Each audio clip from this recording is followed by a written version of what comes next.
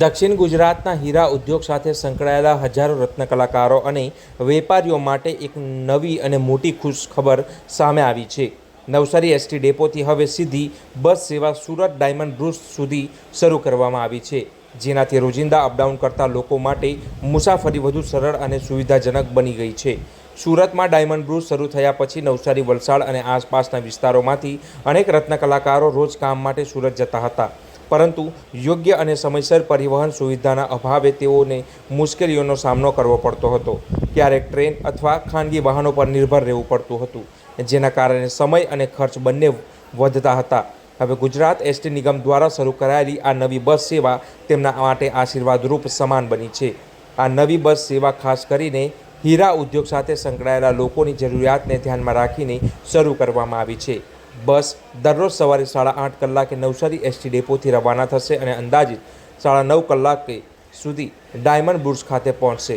એટલે કે માત્ર 1 કલાકમાં લોકો પોતાના કાર્યસ્થળે પહોંચી શકશે. આજે આ બસ સુરત ડાયમંડ બ્રુજ પરથી 19 કલાકે જે સાંજે તે ત્યાંથી પરત ફરશે, જેનાથી કામદારનો સમય પોતાના ઘરે પરત આવી શકશે. નવસારી ડેપોના મેનેજર એવા કલ્પેશ ગાંધી સાથે વાતચીત કરતાં તેમણે જણાવ્યું હતું કે અગાઉથી આ યોજના અંગે જાહેરાત કરવામાં આવી હતી અને હવે તે સફળતાપૂર્વક અમલમાં આવી છે. આ સેવા નાના મોટા તમામ વેપારીઓ અને હીરા કાટિંગ, પોલિશિંગ સાથે જોડાયેલા કારીગરો અને અન્ય ઉદ્યોગમાં કામ કરતા લોકો માટે એક લાભદાયક સાબિત થશે.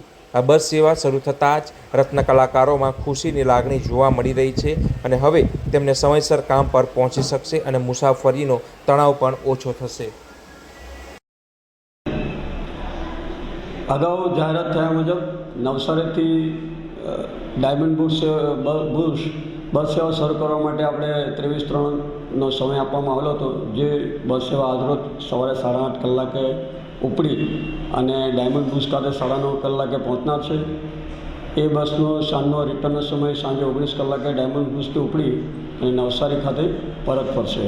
પ્રથમ દિવસે જ આ બસની અંદર 15થી 20 જેટલા મુસાફરો ડાયરેક્ટ જે ડાયમંડ બ્રુજ ખાતે નોકરિયાત કે ધંધાર્થે જતા હોય એ મળવા પામેલા છે અને એમની અભિવ્યક્તિ પૂછતા એવું જાણવા મળેલ છે કે આ બસ સેવા ચાલુ થવાથી એમનો નાણાંનો અને સમયનો બચત થશે, તેમજ સમયસર ઓફિસે પહોંચશે અને ઘરે પણ પહોંચી જેથી પરિવારજનો સાથે એમનો વેલ્યુએબલ ટાઈમ સ્પેન્ડ કરી શકશે.